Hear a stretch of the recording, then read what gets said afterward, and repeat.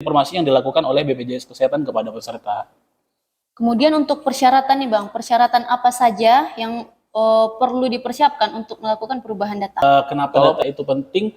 Karena ini nanti pertama berpengaruh terhadap akses layanan. Jadi seperti nama, misalnya ada perubahan nama, perubahan misalnya nomor handphone, itu nanti ketika layanan itu berpengaruh. Nama jika misalnya awalnya namanya A, kemudian ada perubahan sedikit aja, nanti waktu layanan di rumah sakit atau di FKTP itu kelihatan berpengaruh, akan disuruh melapor ke kantor BPJS Kesehatan seperti itu. Data peserta itu apakah otomatis berubah pada saat peserta melakukan perubahan data di Disdukcapil? Oh, jelas tidak. Oh, Tidak, tidak ya. karena gini, sifatnya data BPJS Kesehatan itu, data JKN itu merujuk ke data Dukcapil. Jadi tidak serta-merta ketika data di Capil berubah juga di BPJS.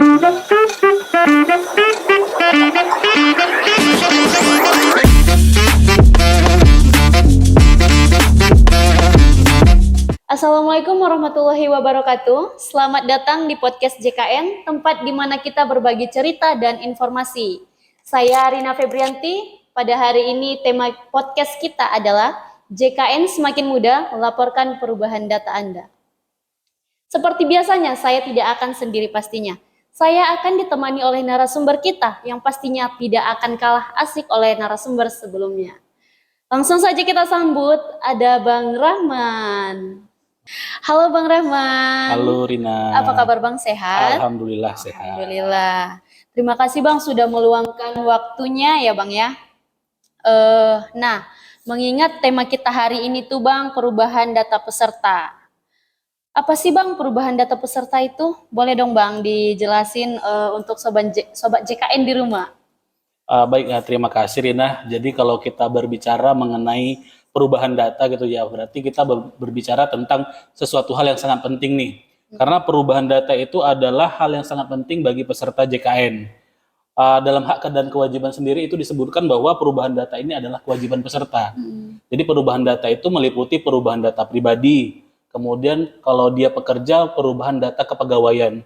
Jadi kalau seperti PNS, P3K, TNI Polri itu wajib melaporkan perubahan data kepegawaian, baik itu ruang golongan, gaji. Jadi kalau seperti peserta PBI, peserta PBPU Mandiri, itu dia melaporkan perubahan identitas seperti perubahan tempat tinggal, nomor handphone, perubahan misalnya ada perubahan alamat surat menyurat, itu wajib dilakukan pelaporan. Oke Bang, lanjut. Seperti apa sih Bang proses perubahan data di BPJS Kesehatan? Jadi seperti yang disampaikan di awal tadi, bahwasanya ini sangat penting dan ini berkaitan dengan hak dan kewajiban. Jadi nanti setiap perubahan-perubahan data yang dilaporkan oleh peserta itu berpengaruh untuk kepesertaan selanjutnya. Kepesertaan selanjutnya seperti apa? Nanti kita bahas. Dan kenapa disebut sangat penting? Boleh dong Bang dijelasin kenapa perubahan data itu sangat penting bagi peserta? Jadi kenapa sangat penting? Yang pertama, kenapa data itu penting? Karena ini nanti pertama berpengaruh terhadap akses layanan. Jadi seperti nama, misalnya ada perubahan nama, perubahan misalnya nomor handphone, itu nanti ketika layanan itu berpengaruh. Nama jika misalnya awalnya namanya A, kemudian ada perubahan sedikit aja, nanti waktu layanan di rumah sakit atau di FKTP itu kelihatan berpengaruh, akan disuruh melapor ke kantor BPJS Kesehatan seperti itu. Jadi singkatnya sih, kenapa sangat penting? Karena dari awal kepesertaan sampai dengan pelayanan nanti data itu sangat penting, sangat berpengaruh. Oke. Jadi Bang, data peserta itu apakah otomatis berubah pada saat peserta melakukan perubahan data di Disdukcapil? Oh, jelas tidak. Oh, Tidak, ya. karena gini, sifatnya data BPJS Kesehatan itu, data JKN itu merujuk ke data Dukcapil.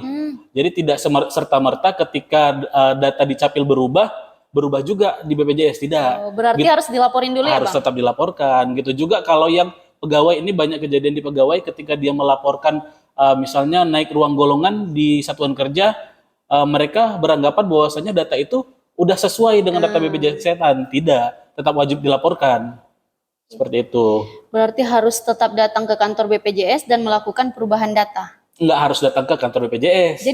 Jadi Bisa untuk melalui apa, Bang? banyak. Jadi untuk perubahan data itu bisa melalui pertama datang ke kantor BPJS Kesehatan terdekat. Kemudian kita juga banyak kanal-kanal layanan, Oh, bisa iya. melalui 165 Care Center, bisa melalui layanan BPJS keliling, bisa melalui layanan Pandawa, banyak. Jadi yang penting dilaporkan melalui kanal-kanal layanan, bisa perubahan data itu. Kemudian perubahan data seperti apa saja yang harus dilaporkan ke kantor BPJS Kesehatan? Ya, kalau itu dia tergantung segmennya, tergantung segmennya. Jadi kalau kita misalkan nih peserta yang non PPU, yang bukan pekerja, Iya. peserta pribadi atau peserta PBI, itu yang sangat penting dilaporkan adalah perubahan alamat.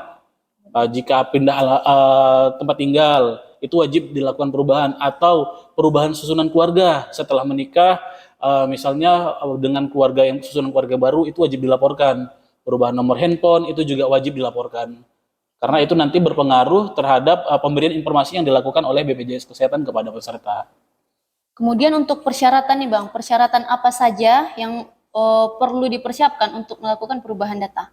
Kalau persyaratan nggak sulit sih. Nggak sulit. Jadi kalau misalnya mau melakukan perubahan data, ya cukup bawa identitas yang akan dilakukan perubahan. Misalnya ada perubahan alamat tempat tinggal, berarti yang kita bawa hanya kartu keluarga. Kalau misalnya ada perubahan status kepegawaian, yang berarti yang kita bawa SK pegawai terbaru, seperti itu. Kalau nomor handphone, ya sediakan nomor handphonenya, seperti itu. Jadi Bang, untuk perbedaan pelaporan nih, seperti peserta mandiri, peserta PPU, dan peserta PBI, ada perbedaan nggak Bang? Coba dong dijelasin Bang.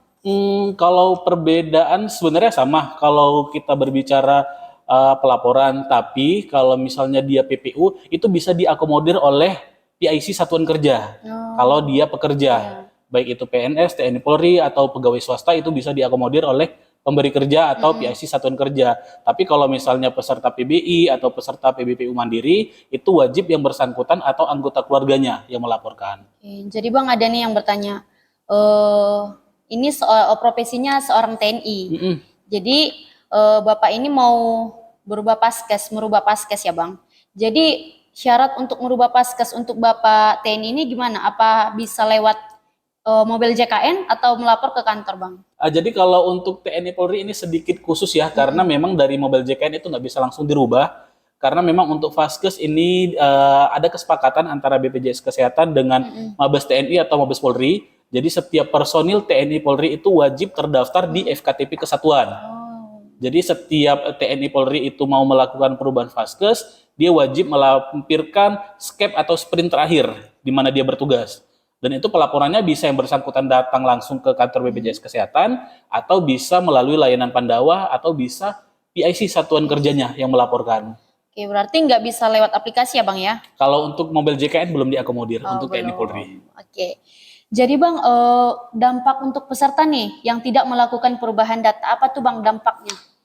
Jadi dampaknya itu cukup banyak ya. Yang pertama, kalau kita berbicara tentang peserta PBI, jadi untuk peserta PBI itu pastikan nomor handphonenya valid atau alamatnya valid. Karena gini, PBI ini kan dari Kementerian Sosial, kalau kita berbicara PBIJK itu ada peserta, pendaftaran peserta, dan penonaktifan peserta. Jadi ketika ada penonaktifan peserta, itu nanti akan dilakukan SMS blast atau WA blast terhadap peserta yang nomor handphonenya aktif. Kemudian untuk yang tidak ada nomor handphonenya atau nomor handphonenya tidak aktif, itu akan dilakukan pengiriman surat.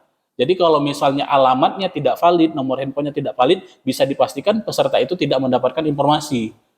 Begitu juga dengan peserta PBPU, misalnya dia menunggak, itu akan ada pengiriman WA blast dari BPJS Kesehatan untuk mengingatkan pembayaran tunggakan. Nah, kebayangkan kalau misalnya nomor handphonenya tidak valid, dia tidak akan mendapatkan informasi seperti itu. Itu kan Bang dampak untuk peserta nih. Kemudian dampak untuk BPJS Kesehatannya sendiri itu apa Bang? Kalau untuk BPJS Kesehatan tentu ini timbal balik. Ada dari pihak peserta, ada dari pihak BPJS Kesehatan. Jadi kalau BPJS Kesehatan ini sedang gencar untuk peningkatan kualitas data. Jadi tentu kalau misalnya NIK tidak valid, nomor handphone tidak valid, nama tidak valid, berarti BPJS Kesehatan jauh dari capaian kualitas data yang baik.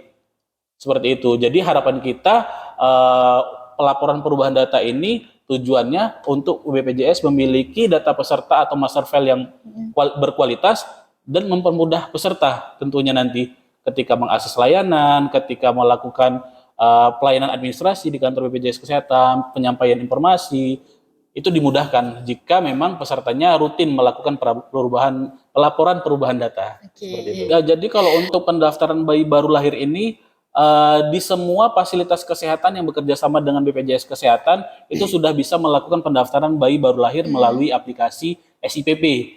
Jadi nanti bayi yang lahir misalnya lahir di puskesmas, lahir di klinik, lahir di rumah sakit, itu sudah otomatis bisa didaftarkan oleh petugas rumah sakit melalui aplikasi SIPP. Jadi nanti nikah punya kakak baru itu wajib dilaporkan. Jadi biar sesuai nanti susunan keluarganya dengan data kependudukan. Kemudian data lahir. Jadi setiap ada bayi baru lahir itu wajib dilaporkan. Apabila sudah masuk di KK wajib dilaporkan. Suami istri sudah bercerai, tetapi mereka mempunyai tunggakan. Terus itu gimana Bang kasusnya? Mereka sudah bercerai dan udah pisah kakak. Untuk tunggakan itu untuk tunggakan itu bagaimana Bang? Nah, tunggakan itu kan wajib tetap dilakukan pembayaran tunggakan.